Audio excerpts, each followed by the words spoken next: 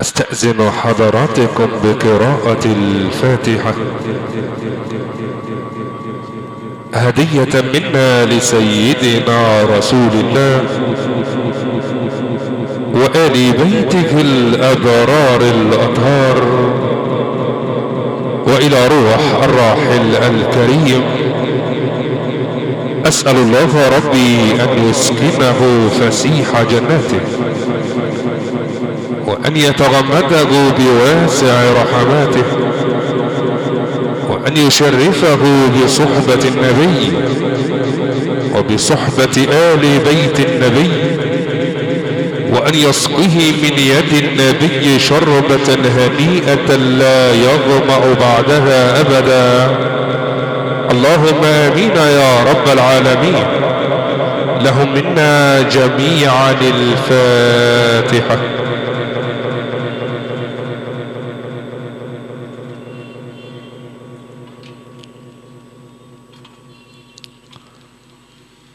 الحمد لله رب العالمين، جعل الليل والنهار آيتين، خلق بقدرته المشرقين وخلق بقدرته المغربين، وهو باسط الكفين، استوى على العرش والكرسي موضع القدمين، سبحانه وتعالى لا يسأل بالكيف لأنه الإله فوق الأيم. سل البقرة سل آل عمران سل الدهرين، سل الإخلاص سل الفلق سل الناس سل المعوذتين، سل سورة النمل عن بلقيس لما كشفت عن الساقين، وسل سورة التحريم عن امرأتين كانتا تحت عبدين من عبادنا صالحين، وسل حضرة النبي صلى الله عليه وسلم عن يوم بدر وحنين الذي ربط على بطنه من الجوع حجرين فأشار إلى القمر بإصبعين فانقسم القمر إلى نصفين. يا زائر العرش إعزازا وتكريما، فقت الملائكة جاها والنبيين، في القدس كنت إماما للأنبياء وهم وراءك جمعا في المصلين. أسرى بك الله من حرم إلى حرم، لا الإنس تخشى ولا تخشى الشياطين. صلاة وسلاما عليك سيدي يا رسول الله، يا من إذا مشى يسبقه النور، وإذا تكلم أخجل البدور، وإذا ركع أو سجد يقول أمتي أمتي يا غفور. نعيش الآن في رحاب هذه التلاوة القرآنية المباركة، يتلوها علينا فضيلة القارئ الشيخ محمد طلعت، القارئ والمقيم بمركز ومدينة قها بمحافظة القليوبية. فليتفضل صاحب الفضيلة مشكورا يتلو علينا من آيات الذكر الحكيم.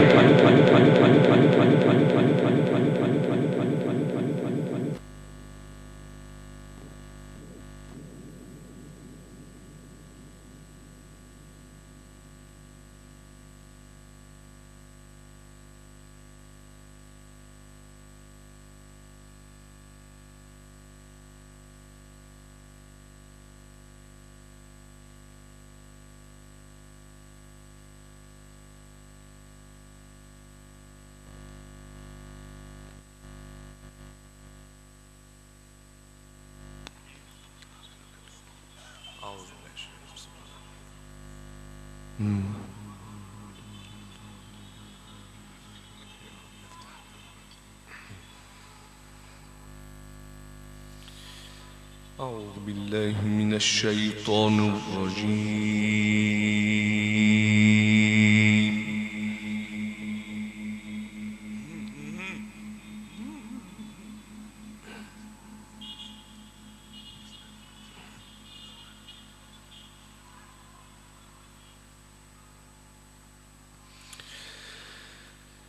بسم الله الرحمن الرحيم.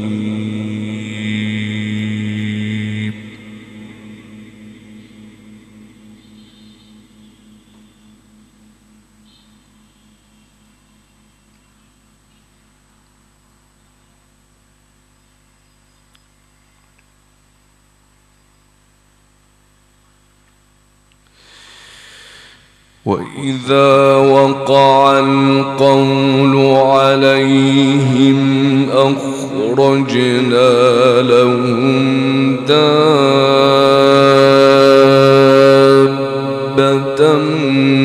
من الأرض تكلمهم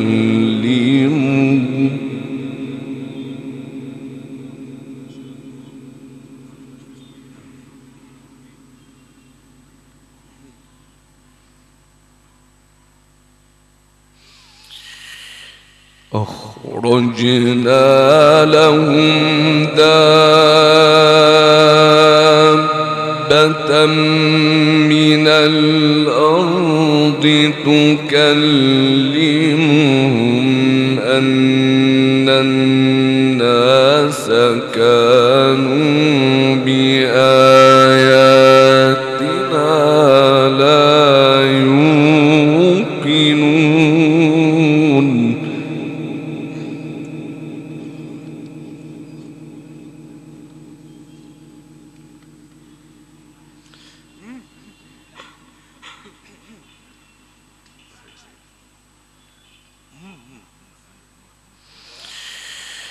ويوم نحشر من كل أمة فوجا ممن يكذب بآياتنا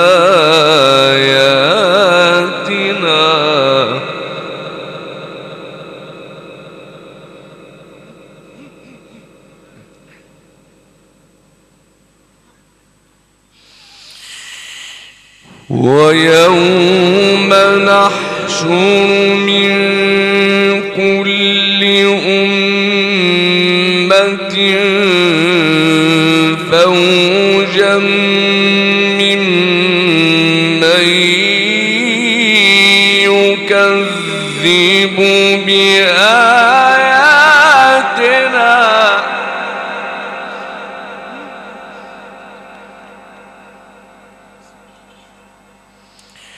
فهم يوزعون.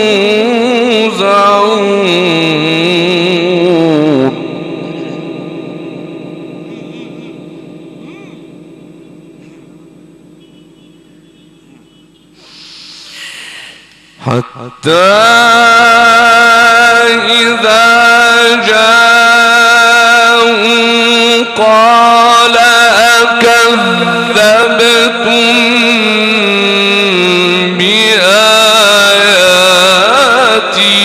ولم تحيطوا بها علما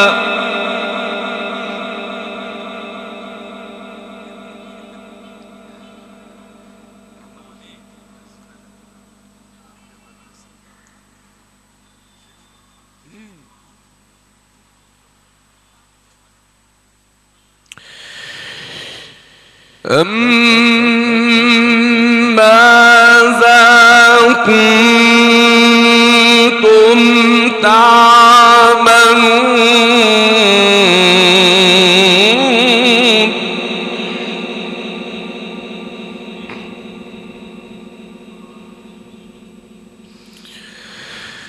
ووقع القول عليهم بما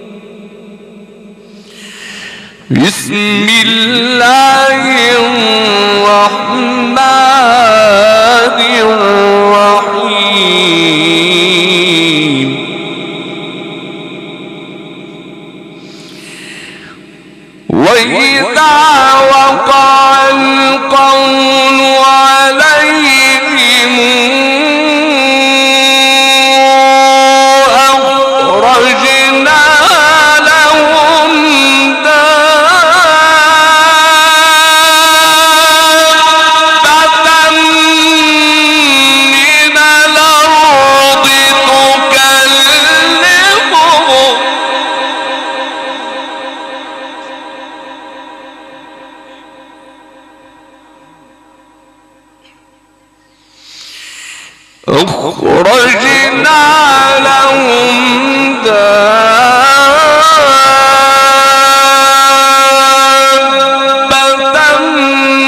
من الأرض تكلموا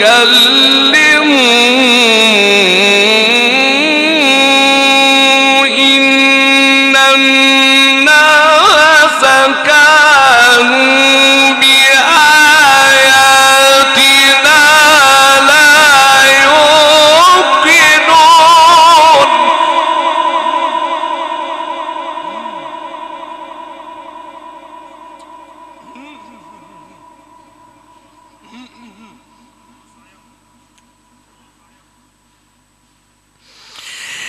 ويوم نحشر من كل أمة فوجا ممن يكذب بآياتنا فهم يوزعون.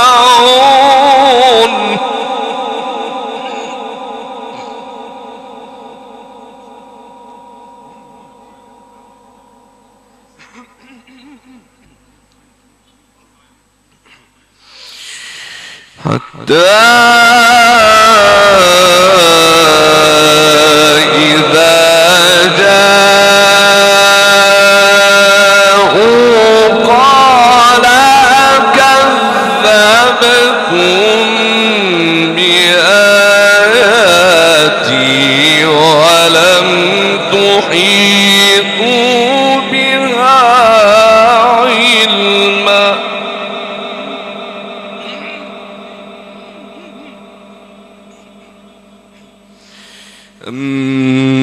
ماذا كنتم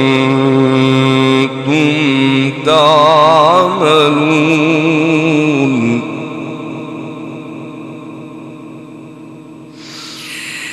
ووقع القول عليهم بما ظلموا فهم لا ينطقون.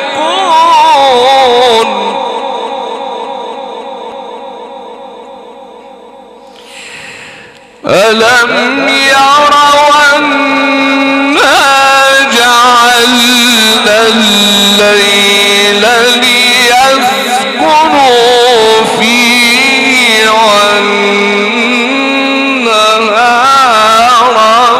مبصرا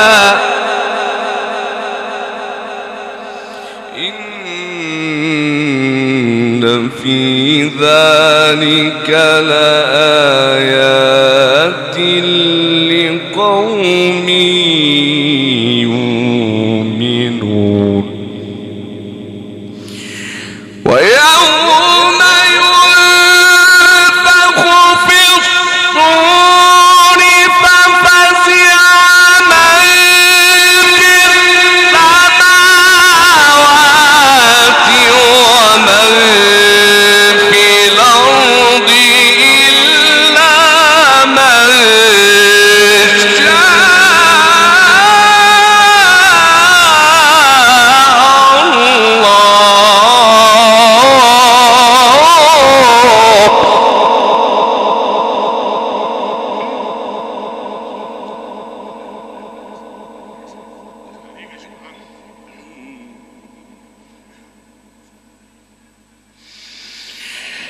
ألم يروا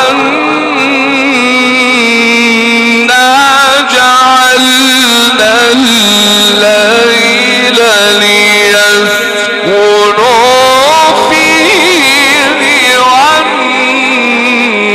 والنهار مبصرا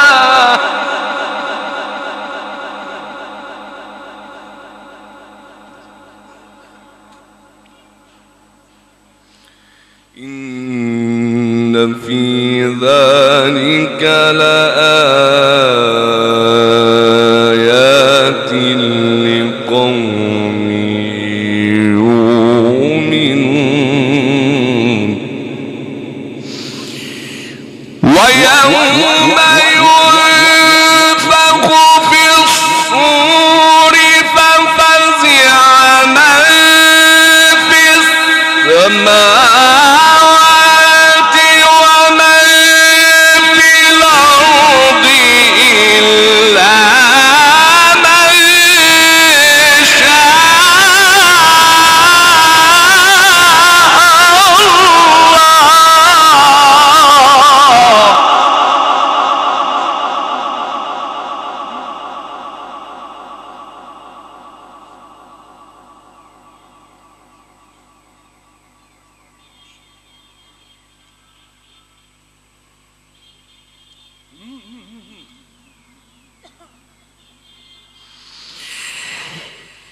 ألم يروا أنا جعلنا الليل ليسكنوا فيه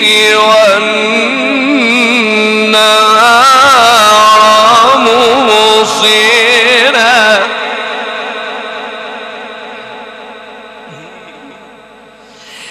إن في ذلك لآيات لقوم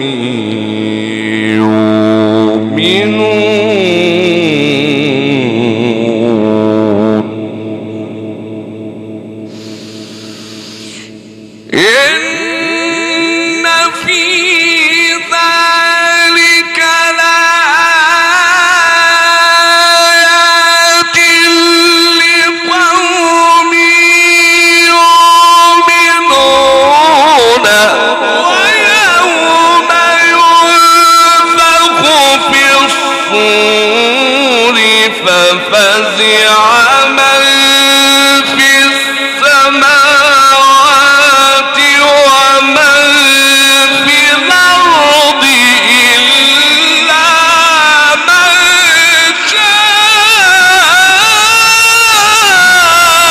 شاء الله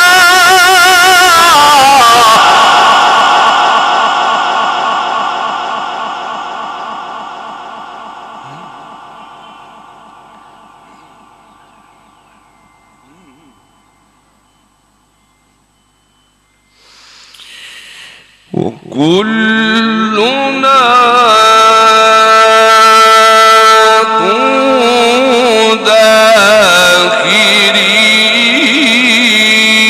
داخرين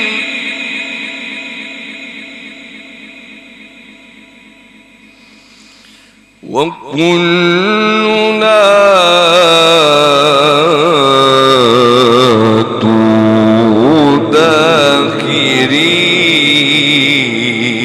داخرين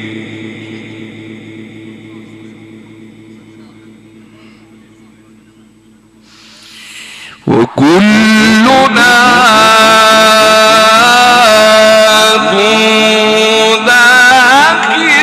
داخرين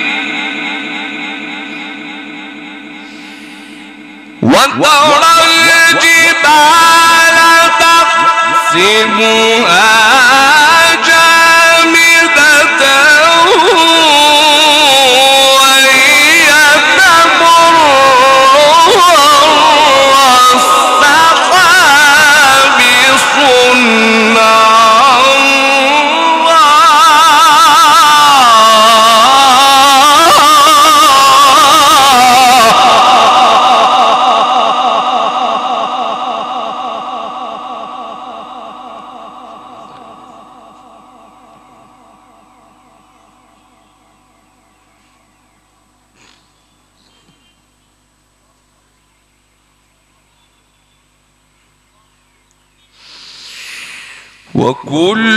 وكلنا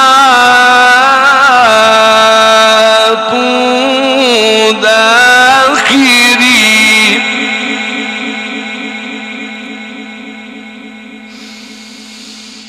وترى الجبال تحسبها جامدة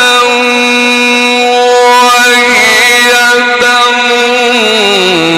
مر السحاب صنع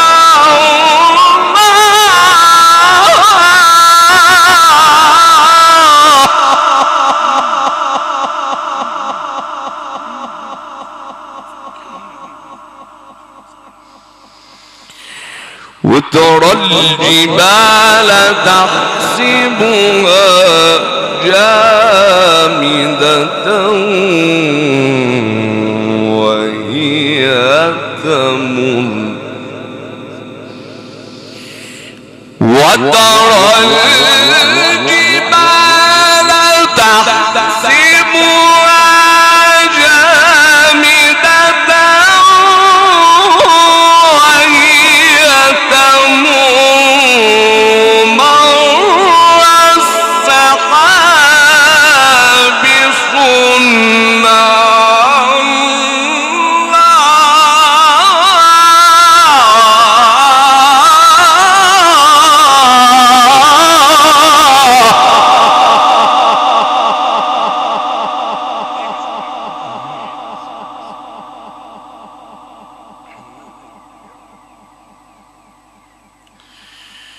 صنع الله الذي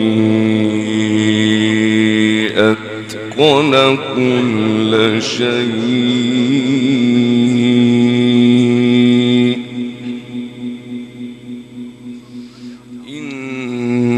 إنه خبير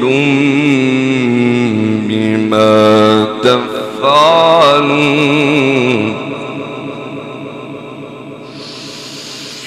وترى الجبال تحسبها جامدة وهي تمر مر السحاب صنع الله الذي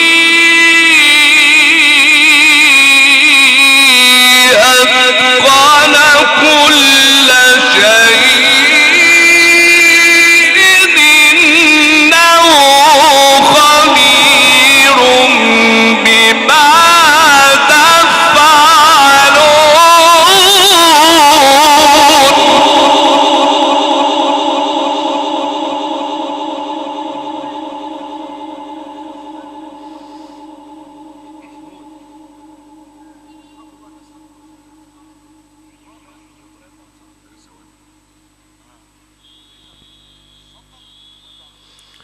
صدق الله العظيم.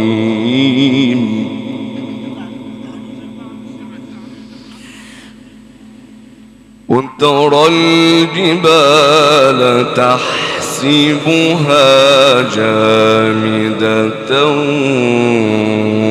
وهي تمر وترى الجبال تحسبها جامدة وهي تمر مر السحاب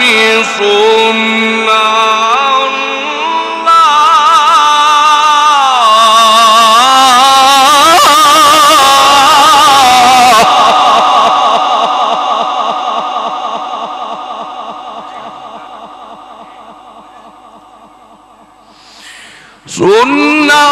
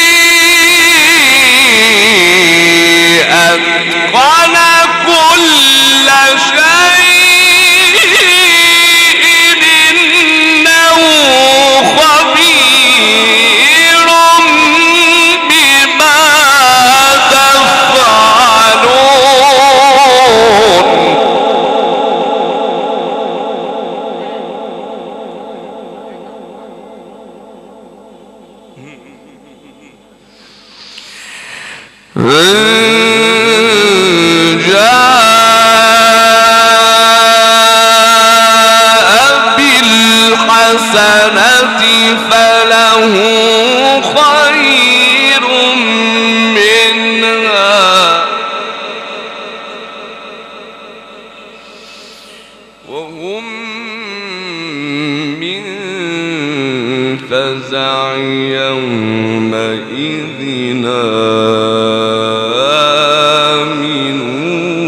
آمنون ومن جاء بالسيئة فكبت وجوههم في النار هل تجزون إلا ما كنتم تعملون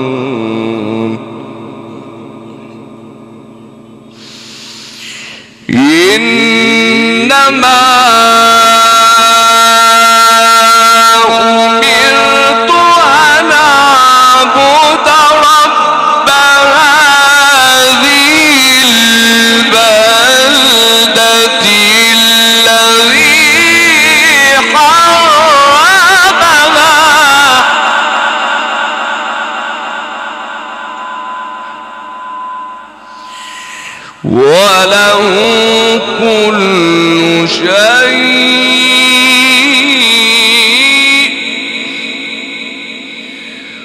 وأمرت أن أكون من المسلمين وأن أتلو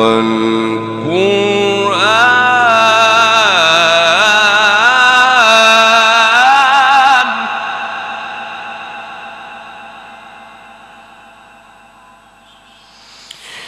فمن اهتدى فإنما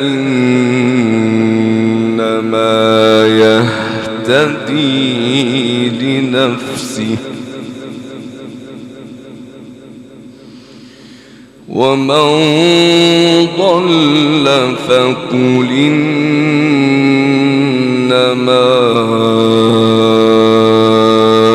أنا من المنذرين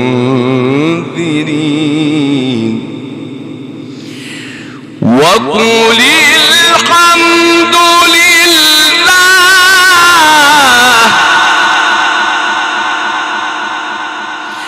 وقل الحمد لله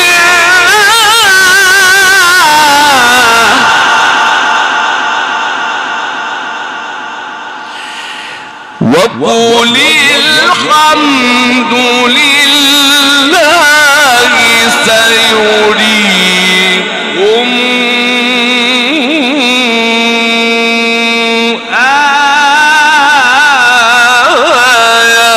آياتي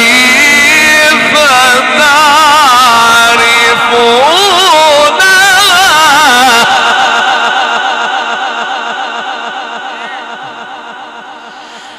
وما ربك بغافل عما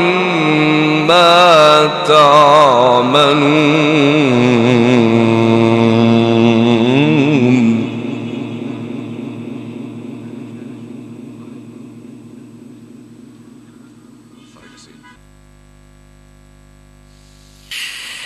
وقل الحمد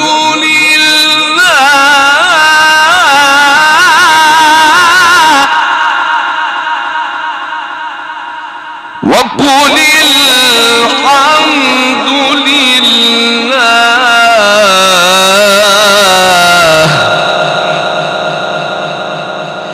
وقل الحمد لله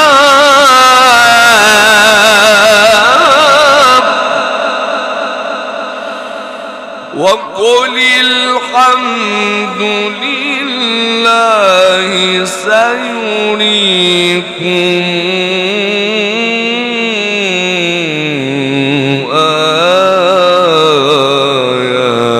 آياته فتعرفونها وما ربك بغافل عما تعملون وما ربك بغافل عما تعملون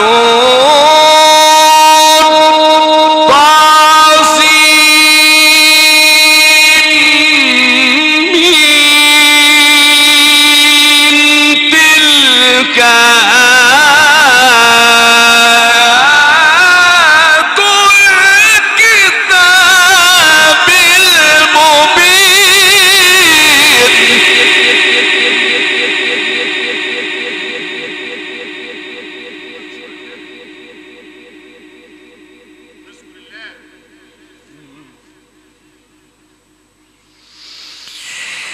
وقل الحمد لله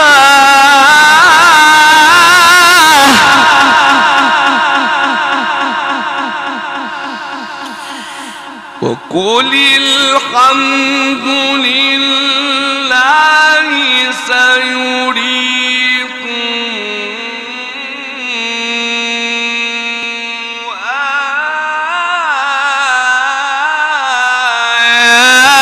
آياته فتعرفونها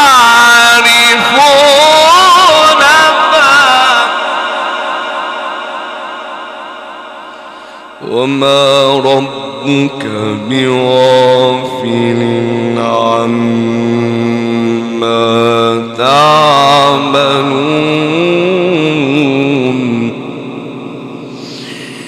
وما ربك بغافل عما تعملون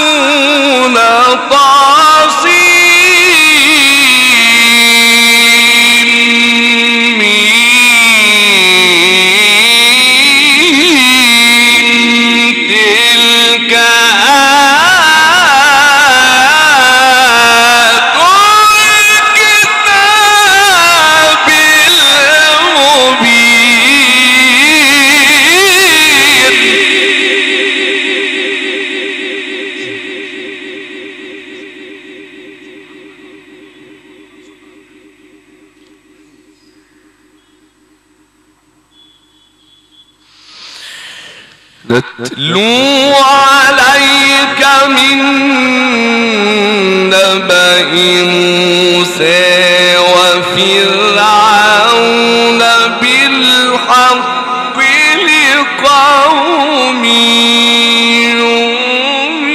يؤمنون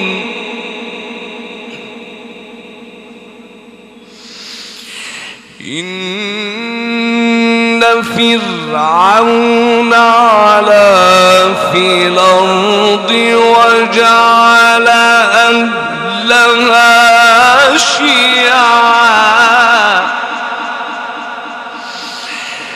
وجعل أهلها شيعا يستضعف طائفة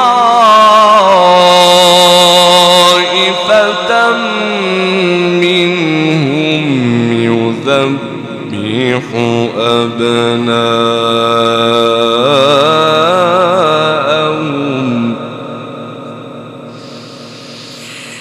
يذبح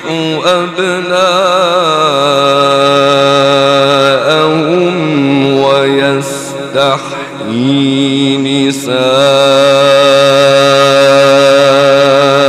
نساءهم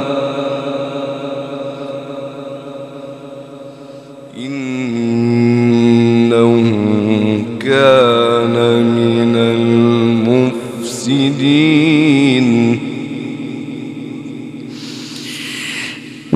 ونريد أن نمن على الذين استضعفوا في الأرض ونجعلهم أئمة ونجعلهم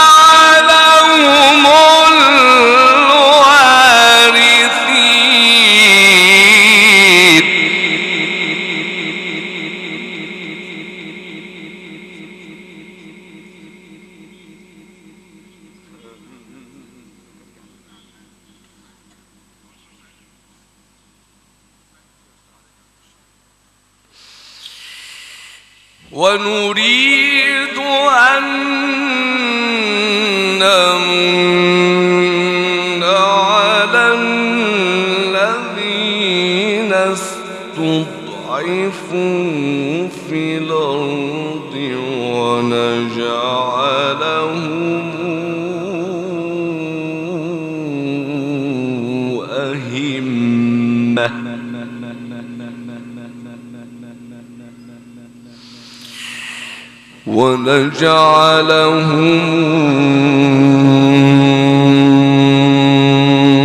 أئمة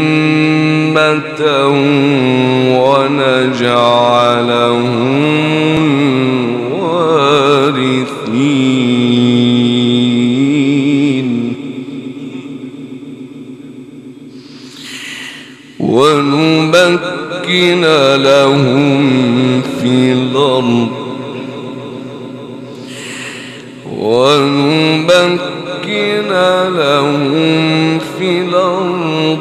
ونري فرعون وهامان وجنودهما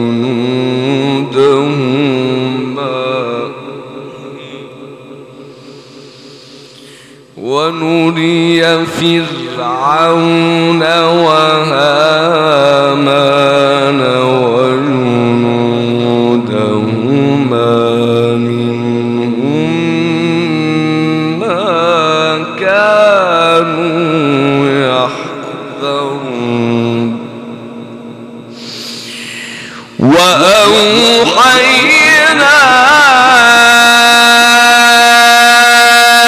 إلى أم موسى أن أرضعيه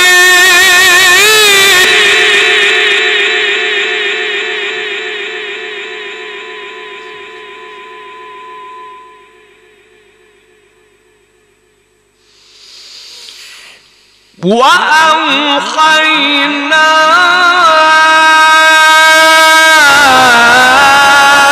إلى أم موسى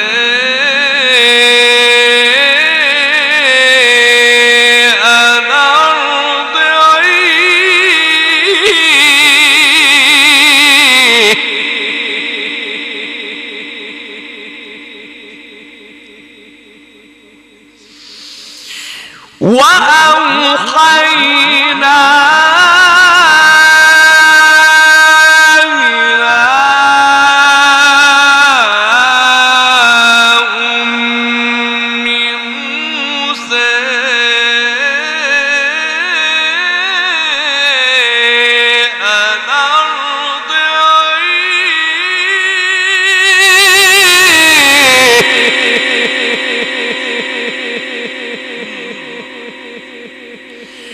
فإذا خفت عليه فألقيه في اليم ولا تخافي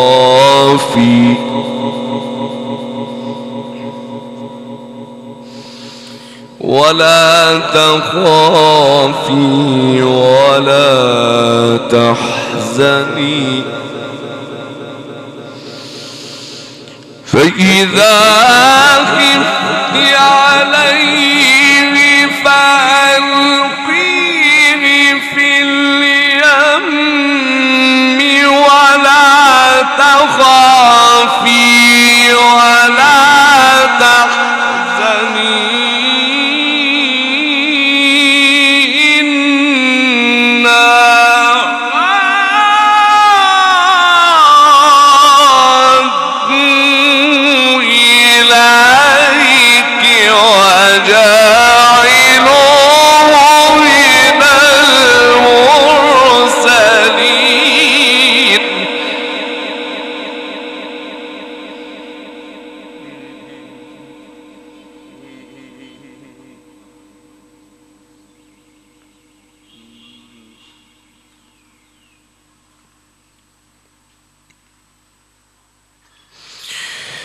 فالتقطه آل فرعون ليكون لهم عدوا وحزنا إن فرعون وهامان وجنودهما كانوا خاطئين إن فرعون وهامان وجنودهما كانوا خاطئين وقالت امرأة فرعون قرة عين لي ولك لا تقتلوه. وقالت امرأة فرعون قرة عين لي ولك لا تقتلوه عسى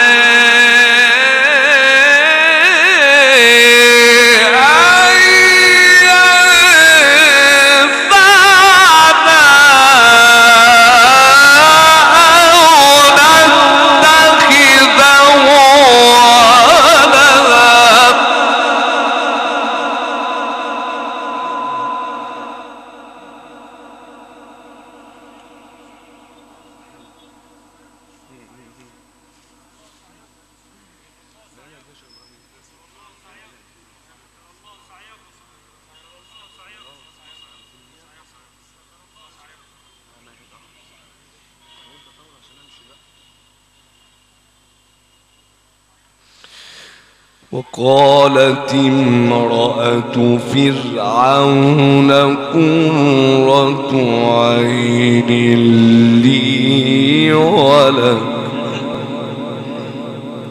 لا تقتلوه. وقالت امرأة فرعون قرة عين لي ولك لا تقتلوه عسى أن ينفعنا أو نتخذه ولدا عسى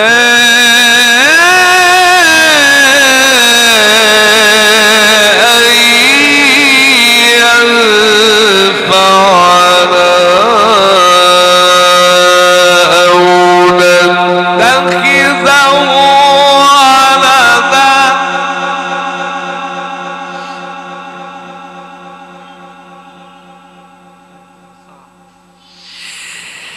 وقالت امرأة فرعون قرة عين لي ولك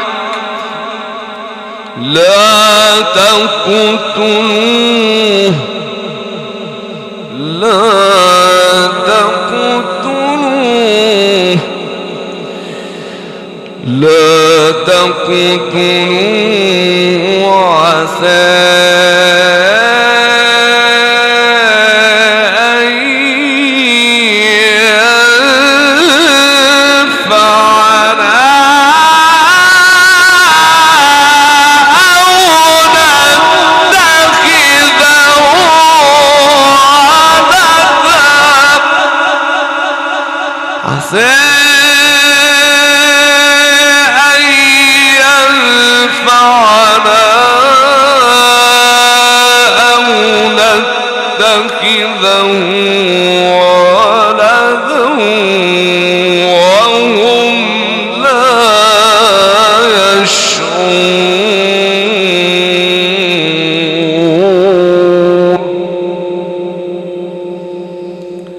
صدق الله العظيم.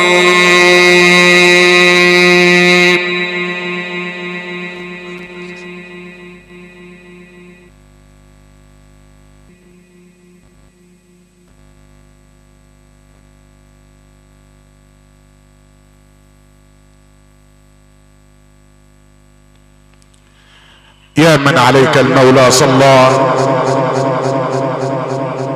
وبالقرآن على القارئ قد تجلى. يا رب اغفر لمن توفى ولمن كان هنا حيا. وهكذا يا الاخوة المؤمنون استمعتم الى هذه التلاوة القرآنية العطرة التي تلا على مسامع حضراتكم فضيلة القارئ الشيخ محمد طلعت القارئ والمقيم بمركز ومدينة آب ومحافظة القليوبية. الهندسة الصوتية نوار القربية، معارض الفراشة الكبرى، إدارة الباشمهندس محمود أبو جحشة المقيم ببيراويسنا منوفية. خدمة الفندقية في إدارة المتر الإسلامي الدولي المقيم ببيراويسنا منوفية. ونيابة عن أسرة الفقيد كل من دخل العزاء فالسعي مشكور.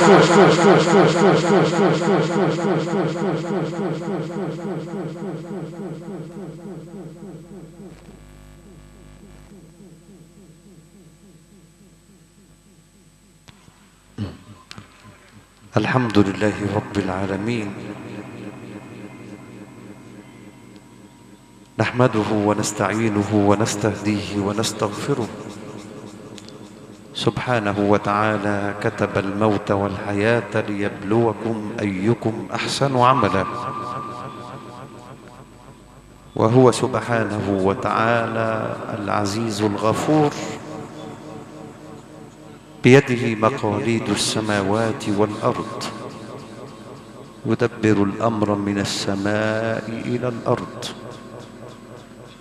له مقاليد السماوات والأرض، يبسط الرزق لمن يشاء ويقدر. وأشهد أن لا إله إلا الله وحده لا شريك له، هو المحيي وهو المميت، وهو الحي الباقي الدائم الذي لا يموت. سبحانه وتعالى يقول في محكم التنزيل: كل من عليها فان ويبقى وجه ربك ذو الجلال والإكرام. وأشهد أن سيدنا محمدًا عبده ورسوله ومصطفاه. سيدنا محمد صلى الله عليه وسلم حبيب الحق، خير من عبد ربه حتى أتاه اليقين، قام من الليل حتى تفطرت قدماه، ومع ذلك عندما سئل قال: أفلا أكون عبدا شكورا. أكرم الأولين والآخرين على الله ولا فخر، سيد ولد آدم يوم القيامة ولا فخر، بيده لواء الحمد يوم القيامة ولا فخر، أول شافع وأول مشفع. ومع هذه المنزلة الرفيعة والمقام العالي لسيدنا محمد صلى الله عليه وسلم، وإذا بربه يقول له: إنك ميت وإنهم ميتون، وما جعلنا لبشر من قبلك الخلد أفإن مت فهم الخالدون، كل نفس ذائقة الموت، ونبلوكم بالشر والخير فتنة وإلينا ترجعون. أما بعد، أيها الإخوة الأحباب، ليلة قرآنية مباركة، ليلة قرئ فيها القرآن الذي أنزل من قبل رب الأرض والسماوات. لو شبعت بطونكم ما شبعتم من كلام ربكم. ها هو القرآن الذي جاء تسلية للقلوب التي امتلأت حزنا وبكاء، حيث قال ربنا سبحانه: ولنبلونكم بشيء من الخوف والجوع ونقص من الأموال والأنفس والثمرات. ثم بعد ذلك ربنا يعدد بأن الصبر عند الله ليس له جزاء محدد، وإنما يوفى الصابرون أجرهم بغير حساب. فقال: ولنبلونكم بشيء من الخوف والجوع ونقص من الأموال والأنفس والثمرات، ثم بعد ذلك وبشر الصابرين. هؤلاء الصابرون الذين يدخلون الجنة يوم القيامة مسرعين، وإذا بالملائكة توقفهم جميعا: أين أنتم ذاهبون يا عباد الله؟ قالوا: نحن الصابرون. فتقول الملائكة: وما علامة صبركم؟ فيقولون: كنا إذا أسيء إلينا حلمنا، وإذا ابتلينا صبرنا. وإذا بالملائكة تقول لهم: ادخلوا الجنة لا خوف عليكم ولا أنتم تحزنون. عباد الله، إننا جميعا في هذه الحياة الدنيا ضيوف عند الملك، وكل واحد منا تسقط ورقته، إنما تسقط بقدر، حيث قال ربنا: إنا كل شيء خلقناه بقدر، وعنده مفاتيح الغيب لا يعلمها إلا هو، ويعلم ما في البر والبحر. كل شيء عند ربك بأجل، فيا أيها العبد ما عليك إلا أن ترضى بقضاء ربك وقدره. هؤلاء الصابرون هم الذين يعطون أجورهم بغير حساب. وأتذكر